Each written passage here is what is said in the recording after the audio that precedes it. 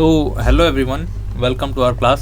And आज की class में हम आपका जो ज्योग्राफी का चैप्टर नंबर 1 है, जिसका नाम human geography nature and scope है, ये कवर करने जा रहे हैं। इट्स मीन्स आप अभी तक अगर आपने कुछ भी नहीं पढ़ा है, इन द सेंस आपने पूरा वेस्ट किया है अपना मार्च से लेके नवंबर तक, तो कोई दिक्कत नहीं है। ये जो है हमारा नवंबर और दिसंबर में मैंने ये पूरा जो आपका सिलेबस है हिस्ट्री, पॉलिटी और ज्योग्राफी का, नवंबर दिसंबर में हम कवर करा देंगे पूरा प्रॉपर, जो फुल लेंथ वीडियो आती है उनके साथ। एंड उसके बाद हम क्या करेंगे, जो जैन का टाइम होगा, आपका जनवरी का टाइम होगा, उस टाइम पे हम आपको पूरा जो क्या बोलते हैं उसका शॉर्ट वीडियोस होंगे वो देंगे।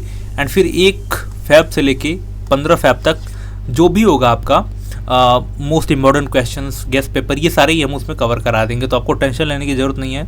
अगर अभी तक आप सीरियस नहीं थे तो अब से सीरियस हो जाओ, कोई टाइम नहीं गया, ज़्यादा टाइम नहीं बीता, ठीक है। तो चलो स्टार्ट करते हैं। इससे पहले मैं आपको अपने बारे में बता देता हूँ। अगर आपको किसी भी एग्ज़ाम की तैयारी कर रहे हो इनमें से, जैसे बोर्ड्स 2026 के लिए, 2026 में आप DU को टारगेट कर रहे हो, CUET 2026 देना है, या फिर आगे चल के आप तैयारी करना चाहते हो SSC की या फिर सिविल सर्विसेज की, UPSC की, तो आपको सारे अपडेट एक ही जगह पे मिलेंगी। इसके लिए आप हमारे इस चैनल को सब्सक्राइब कर लो, जिसका नाम एग्जामिनेशन है। चैनल को सब्सक्राइब कर लो। साथ में हमारे डिस्क्रिप्शन में ही हमारा इंस्टाग्राम का लिंक दिया हुआ है, एक्स हैंडल का लिंक दिया हुआ है, and Telegram, most important Telegram आपको ज्वाइन कर लेना है, जहाँ पे हम आपको नोट्स भी प्रोवाइड कराएंगे। एंड वहाँ पे MCQ सीरीज़ भी चलती रहती है। कोई भी चैप्टर कंप्लीट होता है तो हम वहाँ पे आपको MCQ भी कराते हैं। तो वहाँ पे आप जाओ, सारे जो MCQ हैं फ्री में आप अवेल कर सकते हो, ठीक है। उसके लिए कोई भी आपको कहीं भी जाने की जरूरत नहीं है, ठीक है।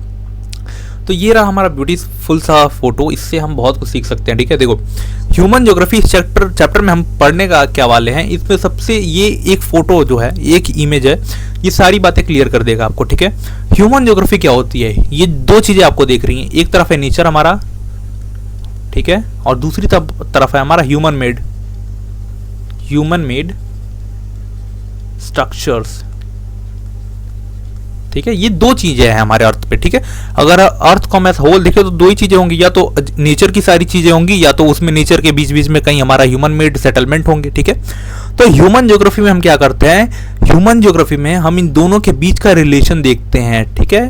ह्यूमन ज्योग्राफी में हम क्या करते हैं, इन दोनों के बीच का रिलेशन देखते हैं। क्या देखते हैं, जैसे ये जो हमारा एरिया दिख रहा है आपको, जैसे पहाड़ के नीचे वाला एरिया, यहाँ पे पॉपुलेशन सेटलमेंट क्यों नहीं है, ठीक है। ये सारी चीजें हम क्यों का जवाब ढूंढते हैं कि पॉपुलेशन कहाँ पे रहती है, क्यों रहती है, अगर वहाँ पे रहती है तो उसके पहनावा कैसा है, उसका बोलने चालने की लैंग्वेज कैसी है, ठीक है।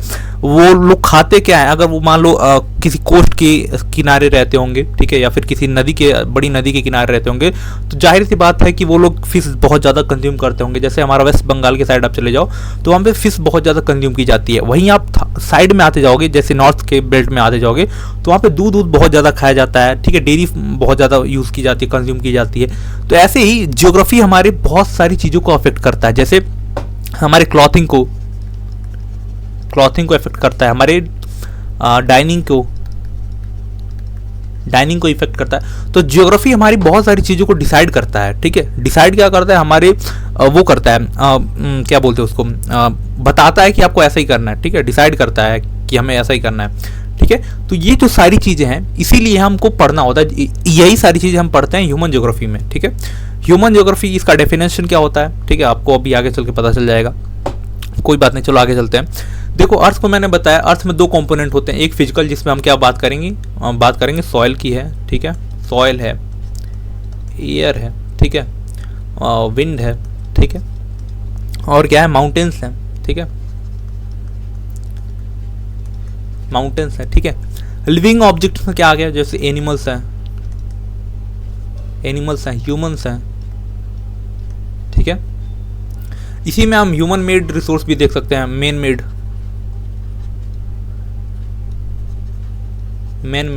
इसमें क्या आएगा, जैसे हाउस है, रोड है, और बिल्डिंग्स हैं, ठीक है, पार्क्स हैं, ठीक है। ये सारी चीज़ें क्या है, ह्यूमन मेड है, ठीक है। इसमें से आप कई चीज़ें देखोगे कि वो नेचुरल लगेंगी, बट वो है ह्यूमन मेड। जैसे ये पार्क हो गया, ठीक है। तो हम नेचर को भी अपने हिसाब से मॉडिफाई करते हैं आगे चल के, ठीक है। चलो अब हम देखते हैं, यहाँ पे एक टर्म आता है डुअलिज्म, ठीक है। अब डुअलिज्म क्या होता है, डुअलिज्म का हिंदी मतलब होता है द्वंद्ववाद, ठीक है। द्वंद्ववाद का मतलब होता है, डुअलिज्म का मतलब होता है कि आप किसी एक बात को लेके, ठीक है, आप किसी एक बात को लेके उसके मतलब राइट साइड का भी उसका मतलब आप कंफ्यूज हो, ठीक है, कंफ्यूजन इन द सेंस कि आप फंस चुके हो कि ये सही है या गलत है, इसको मैं कैसे सही करूँ, इसको पढ़ूँ या ना पढ़ूँ, ठीक है।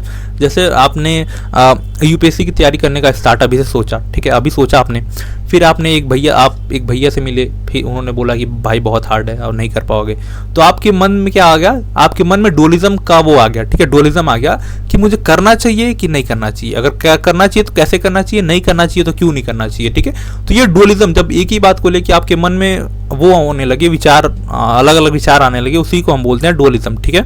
तो जो हमारी ज्योग्राफी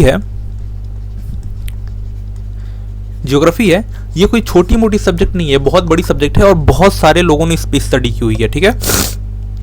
कुछ लोग बोलते हैं जो हमारी ज्योग्राफी सब्जेक्ट है वो प्रैक्टिकल है, ठीक है, प्रैक्टिकल इन द सेंस आपको फील्ड में जाके काम करना पड़ेगा, फील्ड में आपको जाके ऑब्जर्व करना पड़ेगा, लोगों को देखना पड़ेगा, ठीक है, लोगों से बात करनी पड़ेगी, उनके रहन सहन देखने पड़ेंगे, उनका खाना पीना देखना पड़ेगा, क्या खाते हैं, क्यों खाते हैं, ये सारी चीज़ें हमें जाके प्रैक्टिकल नॉलेज ग्राउंड पे जाके गेन करना पड़ेगा। कुछ लोग वहीं पे दूसरे लोग हैं जो बोलते हैं कि जो हमारी ज्योग्राफी है वो थ्योरेटिकल है, थ्योरेटिकल इन द सेंस हमारा जो अर्थ है वो कैसे बना, उसका अर्थ का फॉर्मेशन कैसे हुआ हमें नहीं पता, हम थ्योरी के बेसिस पे इसको जज करते हैं कि अर्थ का फॉर्मेशन कैसे हुआ होगा, ठीक है। तो कुछ लोग बोलते हैं ये ज्योग्राफी एक जो सब्जेक्ट है वो प्रैक्टिकल है, कुछ लोग बोलते हैं थ्योरेटिकल है। तो यहाँ से क्या आ जाता है, ज्योग्राफी में डुअलिज्म का कॉन्सेप्ट आ जाता है। अब यहीं पे एक और एग्जाम्पल आता है, कुछ लोग बोलते हैं ज्योग्राफी एक रीजनल सब्जेक्ट है, regional subject in the sense आप जैसे ये पूरा ग्लोब है, ठीक है, यहाँ पे बहुत सारी चीज़ें हैं, मतलब वहाँ पे यहाँ पे बहुत सारे कॉन्टिनेंट हैं, जैसे एक अफ्रीका है, यहाँ पे एशिया कॉन्टिनेंट है, और हर जगह पे अपन अलग अलग क्लाइमेट है, हर जगह के लोगों की भाषा अलग अलग है, हर जगह के लोगों का रहन सहन अलग है। तो कुछ लोग बोलते हैं कि हमें ज्योग्राफी को रीजन के बेसिस पे पढ़ना चाहिए, जैसे अफ्रीका के लोगों के लिए हम ज्योग्राफी अलग पढ़ेंगे, एशिया के लोगों के लिए ज्योग्राफी हम अलग पढ़ेंगे, सबके लिए ज्योग्राफी अलग अलग होनी चाहिए, रीजनल बेसिस पे हम स्टडी करेंगे, ठीक है। वहीं कुछ लोग बोलते हैं कि जो ज्योग्राफी है वो सिस्टमैटिक स्टडी है, मतलब हम ज्योग्राफी को ऐसा ग्लोबल लेवल पे स्टडी कर सकते हैं, ठीक है, पूरे अर्थ को एक साथ हम पकड़ के स्टडी करें कि अर्थ में ऐसा क्यों है, क्या है, ठीक है। तो यहाँ से भी कॉन्सेप्ट आता है डुअलिज्म का हमारी ज्योग्राफी में, ठीक है। तो ये दोनों बात आई होप आपको क्लियर रही होंगी। कुछ फेमस डेफिनेशंस देख लेते हैं हम ज्योग्राफी के, ठीक है। इसमें से फेमस कहीं देखो एग्जाम्पल इसमें कोई आता नहीं है, एग्जाम्पल जैसे ये राडजल का है, इनका फेमस डेफिनेशन है human geography the synthetic study of relation between human society and earth surface. वही जो मैंने बताया, जो हमारा जो नेचर है, ठीक है, नेचर है, और जो हमारा ह्यूमन है, ठीक है, ठीक है, इन दोनों का जो क्या बोलते हैं वो जो रिलेशनशिप है, इसको स्टडी करते हैं हम किसमें, ह्यूमन ज्योग्राफी में, ठीक है। आई होप आपने क्लास 11th में फिजिकल ज्योग्राफी पढ़ी होगी, जिसमें हम फिजिकल फीचर्स के बारे में पढ़ते हैं, अर्थ के बारे में फिजिकल फीचर्स क्या हैं, ठीक है, वो सारी चीज़ें हम उसमें पढ़ चुके थे। अब इंडिया में आप जो क्लास 12th है इसमें आप पाओगे तो इसमें हम ह्यूमन ज्योग्राफी पे ज़्यादा फोकस करेंगे, ठीक है। इसमें ये जो दिए हुए हैं, जो फेमस डेफिनेशन दिए हुए हैं, जैसे राडजल का है, एलन सी सैम्पल का है, ये सारी जो डेफिनेशन है ये आपको शायद 1 नंबर में एमसीक्यू में आता है, तो इसके लिए आप थोड़ा सा बस याद कर लेना, इसको ज़्यादा फेमस है नहीं, ठीक है। वो ह्यूमन ज्योग्राफी का मैं अगर एक डेफिनेशन बताऊंगा, आप लिखना चाहो तो लिख लो। Human geography is the study of, human geography मैं डिक्टेट कर रहा हूँ, आप लिख लो, ठीक है। ह्यूमन ज्योग्राफी आपको जो मैंने अभी कहानी बताई है वो समझ में आना चाहिए, आपको दिमाग में बैठे रहना चाहिए, ठीक है। एक जो डुअलिज्म वाला कॉन्सेप्ट बताया था वो आप नोट कर लेना, एंड जो मैं डेफिनेशन बता रहा हूँ वो नोट कर लो, ठीक है।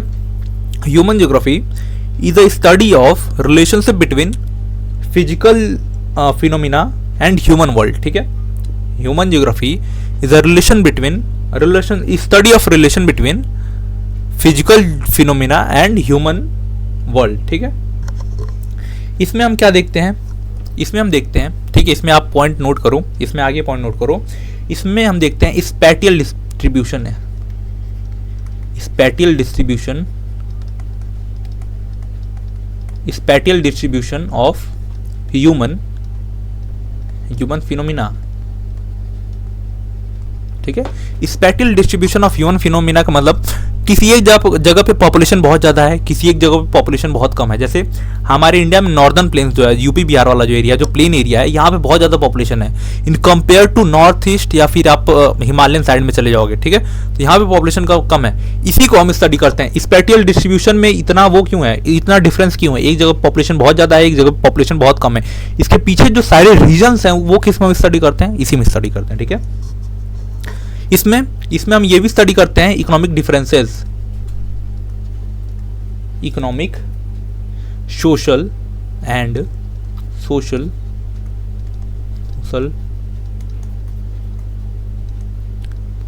ठीक है। ये भी हम स्टडी करते हैं कि हमारी सोसाइटी में जो इकोनॉमिक और सोशल डिफरेंसेस हैं वो भी हम ज्योग्राफी में स्टडी करते हैं। आई होप आपको अभी तक ये पता नहीं होगा, बट ज्योग्राफी एक बहुत बड़ा वास्ट सब्जेक्ट है। ज्योग्राफी इज अ साइंस, ठीक है, साइंस ही है। आप 11th में आई होप आपने पढ़ा होगा, तो आपने फिजिक्स के बहुत सारे कॉन्सेप्ट उसमें देखे होंगे। तो ये साइंस ही है और एक बहुत वास्ट सब्जेक्ट है। ऐसा नहीं है कि आप ज्योग्राफी को सिर्फ स्पेस में और पहाड़ चट्टान में रखे रह जाओगे। ज्योग्राफी बहुत वास्ट सब्जेक्ट है। ज्योग्राफी, पॉलिटिकल साइंस, हिस्ट्री, ये सारी एक दूसरे से कनेक्टेड है। ह्यूमैनिटी से एक बहुत बड़ा ये अच्छा वो है कि ये सारे जो सब्जेक्ट हैं आपके एक दूसरे से इंटरकनेक्टेड होते हैं, ठीक है, ठीक है। तो ये दो जो मैंने बताया ये आप लिख लो, ठीक है। और ये डेफिनेशन जो मैंने बताया था वो लिख लेना। एंड बाई चांस अगर कोई आता है डेफिनेशन, तो ये राडजेल का एक याद कर लो, ठीक है। याद नहीं करना, थोड़ा सा समझ लेना कि ये इन्होंने बोला था, ठीक है। इसमें जैसे ये सिंथेटिक स्टडी बोला था, तो ये वर्ड से याद कर लेना कि इन्होंने बोला था, क्योंकि ये एमसीक्यू में ही आता है, इससे ज़्यादा कहीं नहीं आता ये, ठीक है। चलो आगे चलते हैं हम। देखो वही सब्जेक्ट है जो मैंने डेफिनेशन बताया। Human geography studies inter relation between social and physical world, ठीक है। सोशल जो हमारा ह्यूमन वर्ल्ड है और फिजिकल वर्ल्ड जो है, इसके बीच का जो इंटर रिलेशन है वो स्टडी करते हैं, ठीक है। Created by human through the multiple interaction with each other, ठीक है। अब जो हमारा ये जो हमारा फिजिकल ह्यूमन वर्ल्ड जो बना है हमारा, वेट कहाँ चला गया, ठीक है। अब जो हमारा ये जो फिजिकल वर्ल्ड बना हुआ है, सॉरी जो हमारा ह्यूमन वर्ल्ड बना हुआ है, ये कैसे बना, ठीक है। ये बनाया है through the multiple interactions with physical world. हमने फिजिकल वर्ल्ड से बहुत ज़्यादा मल्टीपल इंटरेक्शंस किए हुए हैं, ठीक है। मतलब हमने फिजिकल वर्ल्ड को बहुत अच्छे से समझा है कि हमें घर कहाँ बनाना चाहिए। हमें घर पहाड़ों पे बनाना चाहिए, हमें घर प्लेन्स में बनाना चाहिए। अगर ठंडी लग रही है तो हमें कौन से कपड़े पहनने चाहिए, या गर्मी लग रही है तो कौन से कपड़े पहनने चाहिए, कॉटन के कपड़े पहनने चाहिए। अगर हम समुद्र के साइड में हैं या फिर कोस्टल एरियाज में रहते हैं तो हमें कौन सा खाना खाना चाहिए, या फिर अगर हम प्लेन्स एरिया में है तो हमें कौन सा खाना खाना चाहिए। तो ये सारी चीज़ें हमने कैसे सीखी हैं, through the multiple interaction with physical world, ठीक है। हमने बहुत टाइम से, ये ऐसा नहीं है कि आप हम पढ़ रहे हैं तो ये आज का वो सारी डिस्कवरीज हैं। ये हम बहुत टाइम से, बहुत एंशिएंट टाइम से ये सारी चीज़ें बनती हुई हैं, तब आज जाके हम पढ़ रहे हैं, ठीक है। Physical environment has been greatly modified by human beings. जो आज का जो फिजिकल इन्वायरमेंट है, it has been greatly modified by human beings. आज का जो फिजिकल वर्ल्ड है ये ग्रेटली मॉडिफाइड है, किसके द्वारा किसके द्वारा, ह्यूमन बींग्स के द्वारा। जैसे आई होप आपको याद होगा, अभी कुछ टाइम, अभी तो 29 तारीख को होने वाला है, ठीक है। दिल्ली में जब पोल्यूशन जब ज़्यादा बढ़ जाता है तो यहाँ पे आर्टिफिशियल रेन का कॉन्सेप्ट अब ले आया गया है, ठीक है। आर्टिफिशियल रेन क्या होता है, हम जब कुछ बादल होते हैं उसमें हम एक सर्टेन टाइप का केमिकल रिलीज करते हैं, तो वो जो बादल में जो पानी होता है वो बारिश बन के गिर जाता है, ठीक है। इससे क्या होता है, जो पानी होता है वो जो पॉल्यूटेंट्स होते हैं एयर में, उनको लेके नीचे आ जाता है, तो एयर क्लीन हो जाता है, पूरा एयर साफ हो जाता है, तो ठीक है। तो ये किसका एग्जाम्पल है, ये एग्जाम्पल है कि जो हमारा फिजिकल इन्वायरमेंट है, वो ग्रेटली मॉडिफाइड हो गया है ह्यूमन बींग्स के द्वारा। ह्यूमन बींग्स आज के टाइम पे फिजिकल इन्वायरमेंट को डिटरमाइन कर रहे हैं, उसको क्या बोलते हैं, उसको अपने अंडर में कर रहे हैं। अंडर इन द सेंस मुझे एक वर्ड नहीं मिल रहा उसका, ठीक है। उसको डोमिनेट कर रहे हैं, डोमिनेट कर रहे हैं, ठीक है। जो हमारा फिजिकल वर्ल्ड है, ठीक है, उसको डोमिनेट किया जा रहा है आज के टाइम पे, जो मॉडर्न फिजिकल वर्ल्ड है। पहले ऐसा नहीं होता था, अभी हम आगे चल के पढ़ेंगे इसको क्या होता था पहले, ठीक है। अब यहाँ से इस चैप्टर की जान दो ही चीज़ है, यहीं से क्वेश्चन आता है। 3 नंबर के क्वेश्चन नोट कर लो आप यहाँ पे, ठीक है। 3 नंबर के किसी ना किसी सेट में आपको 3 नंबर के क्वेश्चन यहाँ से मिल जाएंगे, ठीक है। पहला कॉन्सेप्ट है नेचुरलाइजेशन ऑफ ह्यूमन, ठीक है, नेचुरलाइजेशन ऑफ ह्यूमन एंड, ठीक है, नेचुरलाइजेशन ऑफ ह्यूमन, ठीक है, एंड ह्यूमनाइजेशन ऑफ नेचर, ठीक है, ह्यूमनाइजेशन ऑफ नेचर, ठीक है। आज के टाइम पे क्या है, नेचुरलाइजेशन ऑफ ह्यूमन, आपको नाम से ही पता चल रहा है, नेचर जब डिटरमाइन करने लगता है ह्यूमन के एक्शंस को, तो उसको हम क्या बोलते हैं, नेचुरलाइजेशन ऑफ ह्यूमन। एंड जब ह्यूमन डिटरमाइन करता है नेचर को, ठीक है, तो इसको हम क्या बोलते हैं, ह्यूमनाइजेशन ऑफ नेचर, यानी नेचर को हमने ह्यूमनाइज कर लिया है, ठीक है। ये आज का मॉडर्न टाइम है, ठीक है। ये कौन सा टाइम है, ये एंशिएंट टाइम है, एंशिएंट टाइम है, ठीक है। इसमें क्या होता था, हम एक एक करके देख लेते हैं। नेचुरलाइजेशन ऑफ ह्यूमन में क्या होता था, human beings interact with physical environment with the help of technology to produce and create something, ठीक है, सही बात है, ये सिंपल सी बात है। अगर हम ह्यूमन जो है वो अगर फिजिकल इन्वायरमेंट से अगर कुछ क्रिएट करना चाहते हैं तो वो कैसे क्रिएट करेंगे, टेक्नोलॉजीज की हेल्प से। पहले जब हमने एक्स की डिस्कवरी की, ठीक है, एक्स यानी कुल्हाड़ी की डिस्कवरी की, तो उस टाइम के लिए वो बहुत बड़ी टेक्नोलॉजी थी। आज के टाइम पे भले वो गायब होती जा रही हो, बट उस टाइम के लिए बहुत बड़ी टेक्नोलॉजी थी।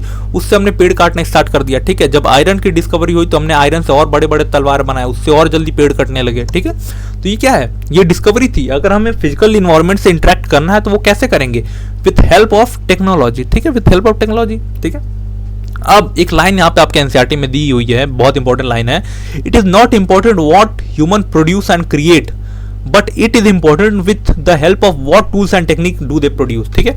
अब ये देखो, मैंने बताया कि ह्यूमन जो है वो जब भी इंटरेक्ट करते हैं फिजिकल इन्वायरमेंट के साथ तो किसके हेल्प से करते हैं, टेक्नोलॉजी की हेल्प से करते हैं, ठीक है। बट वो कौन सी वो इंपॉर्टेंट नहीं है कि उन्होंने टेक्नोलॉजी की हेल्प से क्या बनाया, ये इंपॉर्टेंट नहीं है, ठीक है। उन्होंने कौन सी टेक्नोलॉजी यूज की, ये ज्यादा इंपॉर्टेंट है। आई होप आपको समझ में आ रही होगी। मैं एग्जांपल देता हूं, आज से 5000 साल पहले, ठीक है, 5000 साल पहले बीसीई में जाओ आप, हम क्या करते थे, हमारे पास आयरन भी नहीं था, ठीक है, आयरन भी नहीं था, आयरन भी बहुत बाद में डिस्कवर हुआ। हम क्या करते थे, हम व्हील्स की डिस्कवरी हुई थी, अचानक व्हील्स की डिस्कवरी हुई थी, हम बुल कार्ट यूज करते थे, ठीक है, बैलगाड़ी यूज किया करते थे। इसकी वजह से क्या था, ट्रांसपोर्टेशन बहुत धीरे था, ठीक है। हमने क्या किया, हमने व्हील्स की डिस्कवरी की, ठीक है, हमने व्हील्स की डिस्कवरी की, हमने ट्रांसपोर्टेशन स्टार्ट किया था 5000 साल पहले। उस टाइम के लिए व्हील की डिस्कवरी बहुत अच्छी थी, बहुत बड़े लेवल की डिस्कवरी थी। डिस्कवरी क्या थी, इन्वेंशन था वो, सॉरी इन्वेंशन था वो, बहुत बड़े इन्वेंशन था वो उस टाइम के लिए, ठीक है। तो हमने उस टाइम पे टेक्नोलॉजी का हेल्प यूज किया फिजिकल इन्वायरमेंट से इंटरेक्ट करने के लिए। बट क्या आपको आज के टाइम पे लगता है कि आज के टाइम पे बुल कार्ट जो हमारी बैलगाड़ियां हैं वो इतनी रिलेवेंट रह गई हैं? नहीं रह गई हैं। क्यों? क्योंकि आज के टाइम पे वही बुलक कार्ट और वही जो व्हील है वो और ज्यादा मॉडिफाइड होके ट्रक बन गया है, प्लेन्स बन गई है, वही व्हील, ठीक है, वो वही व्हील जो उस टाइम पे व्हील हमने डिस्कवर किया था, आज के टाइम पे वही टेक्नोलॉजी बहुत ज्यादा मॉडिफाइड हो चुकी है। हम बहुत सारी चीजें उसी से बना रहे हैं। तो इंपॉर्टेंट ये नहीं है कि हमने उस व्हील का हमने वो जो टेक्नोलॉजी यूज की उससे हमने क्या किया, उससे हमने ट्रांसपोर्टेशन तो उस टाइम भी करते थे, आज के टाइम पे भी करते हैं, ट्रांसपोर्टेशन तो हम वही करते हैं। बट चेंज क्या हुआ, हमारी टेक्नोलॉजी चेंज हो गई। और टेक्नोलॉजी चेंज हुई तो ये क्या इंडिकेट करती है, ये हमारी सोसाइटी के डेवलपमेंट को इंडिकेट करती है। समझ में आई बात? इसीलिए मैंने बोला कि ये इंपॉर्टेंट नहीं है कि हम क्या कर रहे हैं, ये इंपॉर्टेंट है किस टेक्नोलॉजी की हेल्प से हम क्या कर रहे हैं, ठीक है। क्योंकि टेक्नोलॉजी जो होती है वो क्या इंडिकेट करती है, development of society. I hope आपको बात क्लियर रही होगी, ठीक है। The interaction between primitive human society and strong force of law was termed as environmental determinism, ठीक है। एंशियंट टाइम में, ठीक है, प्रिमिटिव ह्यूमन सोसाइटी का मतलब वही था जो पुराने एंशियंट टाइम के सोसाइटीज हुआ करती थी। एंड उस टाइम पे जो नेचर था, क्योंकि हमारे पास इतना नॉलेज था नहीं, तो जो भी सारी हमारी एक्शंस होते थे, क्या होता था, जो भी एक्शंस होते थे उसको कौन डिटरमाइन करता था, उसको कौन डिसाइड करता था, इन्वायरमेंट डिसाइड करता था। इसीलिए हम इसको क्या बोलते हैं, इन्वायरमेंटल डिटर्मिनिज्म भी बोलते हैं, ठीक है। इसी का नाम है नेचुरलाइजेशन ऑफ ह्यूमन। इसी को हम इन्वायरमेंटल डिटर्मिनिज्म भी बोलते हैं, जहां पे इन्वायरमेंट हमारे एक्शंस को डिसाइड करता है, ठीक है। इसमें क्या होता है, नेचुरलाइजेशन ऑफ ह्यूमन हो जाता है, ह्यूमन नेचर के अकॉर्डिंग रहने लगता है, ठीक है। इस टाइम पे क्या था, लो टेक्नोलॉजिकल एडवांसमेंट हुआ करती थी, ठीक है, टेक्नोलॉजिकल एडवांसमेंट नहीं थी यहाँ पे, ठीक है।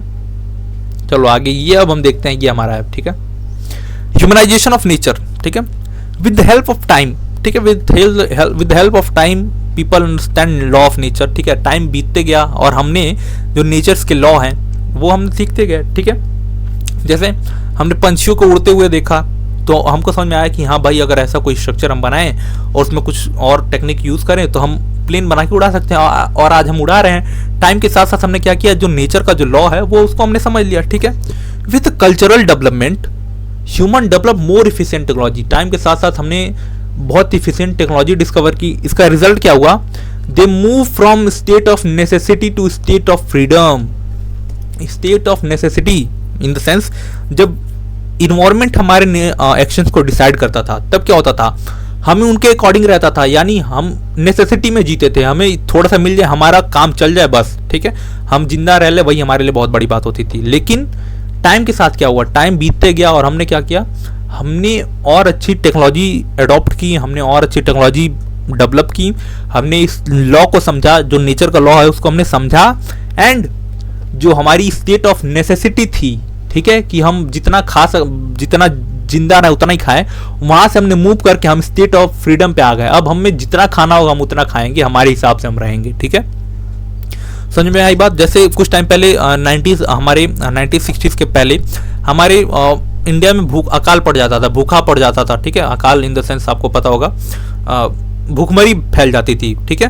बट क्या हुआ, 1960s के बाद जब हमारे यहाँ ग्रीन रिवॉल्यूशन आ गया तो हम क्या हो गए, स्टेट ऑफ नेसेसिटी से मूव करके स्टेट ऑफ फ्रीडम पे। आज के टाइम पे अगर हम 5 साल तक अगर हमारे देश में भूखा अनाज ना पैदा हो तो भी हमारे पास इतना है कि हम 10 साल तक खा सकते हैं आराम से, कोई दिक्कत नहीं है, ठीक है। तो यही मूव हुआ, ठीक है। इसका वो देते हैं लोग, nature provide opportunity and human beings make use of this and nature get humanised, ठीक है। नेचर ने हमें अपॉर्चुनिटीज दी, ह्यूमन ने उसको यूज किया एंड नेचर को हमने अपने अकॉर्डिंग बना लिया। इसको क्या बोलते हैं, पॉसिबिलिज्म बोलते हैं। जैसे इसको इन्वायरमेंटल डिटर्मिनिज्म बोलते हैं, वैसे इसको क्या बोलते हैं, पॉसिबिलिज्म बोलते हैं, ठीक है। चलो, अब दोनों में अच्छा कौन सा है, यहाँ पे बहुत बहस छिड़ने लगी कि भाई इन्वायरमेंट हमारे एक्शन को डिसाइड करता है, ये अच्छा है या पॉसिबिलिज्म अच्छा है, या हम ही नेचर को वो करने लगे, ओवरथ्रो करने लगे, तो कौन सा अच्छा है, ठीक है। इसको देखने के लिए जब बहुत ज़्यादा बहस चिड़ने लगी, तो क्या हुआ, टू एंड दिस बैटल एक जर्मन फिलोसफर ज्योग्राफर थे जिनका नाम था ग्रिफ ट्रेलर, ठीक है। इन्होंने एक अनदर कॉन्सेप्ट इंट्रोड्यूस किया विच क्रिएट मिडिल पाथ, मध्यम मार्ग जिसको बोलते हैं, वो उन्होंने क्या किया, एक नया कॉन्सेप्ट इंट्रोड्यूस किया जो इन दोनों के बीच का था, जिसको हम क्या बोलते हैं, स्टॉप एंड गो डिटर्मिनिज्म या फिर नियो डिटर्मिनिज्म, ठीक है। दोनों नाम है, दोनों नाम में से कोई भी आएगा अगर आपके ऑप्शंस में तो आप टिक कर सकते हो, या फिर आंसर दोनों में कुछ भी लिख सकते हो, स्टॉप एंड गो डिटर्मिनिज्म या फिर नियो डिटर्मिनिज्म, ठीक है। This concept show that neither situation of absolute necessity nor in the condition of absolute freedom, जैसा मैंने बताया ना कि इन्वायरमेंट जब डिसाइड करता था तो हम किस सिचुएशन में थे, स्टेट ऑफ नेसेसिटी में थे। जब हमने उसको डिटरमाइन करना स्टार्ट कर दिया, तो हम सेट करना स्टार्ट कर दिया, तो हम किस में आ गए, एब्सोल्यूट फ्रीडम में आ गए, ठीक है। तो इन्होंने जो कॉन्सेप्ट दिया, इसमें इन्होंने बताया कि ना ही सिचुएशन एब्सोल्यूट नेसेसिटी वाली आनी चाहिए, ना ही सिचुएशन एब्सोल्यूट फ्रीडम वाली आनी चाहिए, हमें बीच का कोई कॉन्सेप्ट ले आना पड़ेगा, यानी that means human beings can conquer nature by obeying it, ठीक है। इसका मतलब क्या होता है, अगर हमें नेचर से कुछ सीखना है, नेचर को हमें मॉडिफाई करना है, तो हमें उतना ही करना चाहिए जिससे हमारा भी काम चल जाए, नेचर को कोई हार्म ना हो, ठीक है। सिंपल सी बात है। यहाँ पे सिंपल सा अगर मैं बात करूं तो यहाँ पे इन्होंने सस्टेनेबल डेवलपमेंट का थोड़ा सा हिंट दिया था, ठीक है, सस्टेनेबल डेवलपमेंट का, ठीक है, सस्टेनेबल डेवलपमेंट का। आप समझ में आ रहा है ना आपको, सस्टेनेबल डेवलपमेंट का मतलब आई होप आपको पता होगा। तो उसी का थोड़ा सा यहाँ पे फील आ रहा है कि इन्होंने बोला था कि नेचर को अगर आपको कॉन्कर करना है, ठीक है, कॉन्कर करना है, नेचर को आपको अगर मॉडिफाई करना है तो उसके हिसाब से करना पड़ेगा, नेचर को नेचर के हिसाब से मॉडिफाई करना पड़ेगा, वो जितना अलाउ करेगा उतना ही, ठीक है। समझ भाई बात, ऐसा नहीं है कि भाई एक ही पहाड़ इसको आप काट काट के रोड बनाए जा रहे हो और एक ही दिन चट्टान घिसक गई तो सब लोग जो नीचे थे वो 10 के मर गए उसी में, ठीक है। तो ऐसा नहीं होना चाहिए, ठीक है। जितना नेचर आपको अलाउ करता है उतना आप मॉडिफाई करो उसको एंड छोड़ दो उसको, ठीक है। तो ना ही सिचुएशन इन्वायरमेंट एब्सोल्यूट नेसेसिटी की हो कि हम भूखे मर रहे हैं खाने के लिए, ना ही ऐसा सिचुएशन हो जाए कि हम एकदम नेचर के ऊपर पैर रख के चढ़ रहे हैं, तो ऐसा भी नहीं होना चाहिए, ठीक है। दोनों के बीच का आप एक कॉन्सेप्ट ले आओ। वही कॉन्सेप्ट क्या लाया, कौन लाया था, ग्रिफ ट्रेलर ले आए थे, जिसका नाम था स्टॉप एंड गो डिटर्मिनिज्म या फिर नियो डिटर्मिनिज्म, ठीक है। अब human geography through the corridors of time, इससे बहुत कम रेयरली क्वेश्चन पूछे जाते हैं, बट एक बार सीख लो और देख लो। अर्ली कॉलोनियल जो ज्योग्राफी का जो नेचर है ना, ये टाइम के साथ चेंज होता है, ठीक है, टाइम के साथ चेंज होता चला गया, ठीक है। जैसे अर्ली कॉलोनियल पीरियड में, ये 16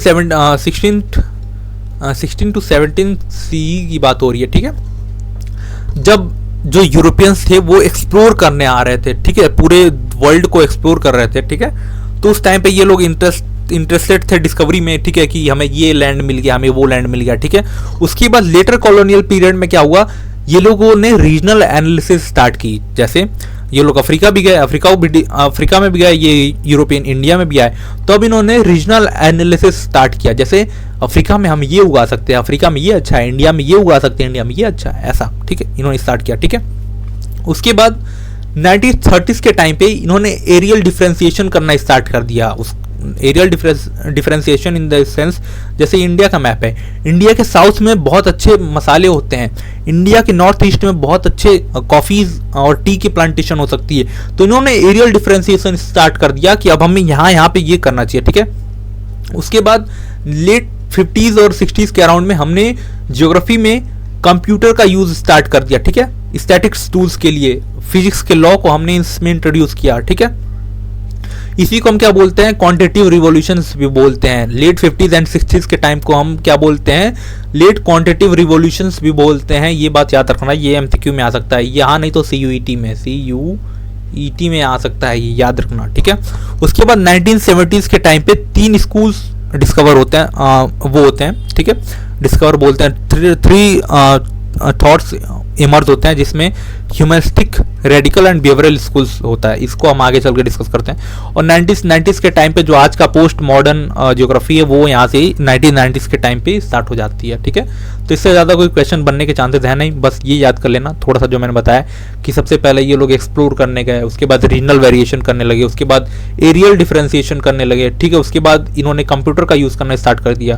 फिर 70s के टाइम पे 3 स्कूल इमर्ज होके आते हैं, ठीक है। उसके बाद 1990s के टाइम पे आज का स्टार्ट हो जाता है। और ये जो स्पेटियल ऑर्गेनाइजेशन वाला है, इसी टाइम पे जब हम कंप्यूटर यूज़ करते थे, तो इसी फेज को हम क्या बोलते हैं, क्वांटिटेटिव रिवॉल्यूशन बोलते हैं, इसी फेज को, ठीक है। यहाँ पे बहुत बड़ा रिवॉल्यूशन हुआ था जब हमने पहली बार कंप्यूटर और स्टैटिक्स टूल्स का यूज़ करना ही स्टार्ट किया था ज्योग्राफी में, और फिजिक्स के लॉ को भी इंट्रोड्यूस किया गया था इसी में, ठीक है। अब डिफरेंट स्कूल ऑफ थॉट क्या होते हैं, स्कूल ऑफ थॉट क्या होते हैं, सबसे पहले आप ये पढ़ो, समझो, ठीक है।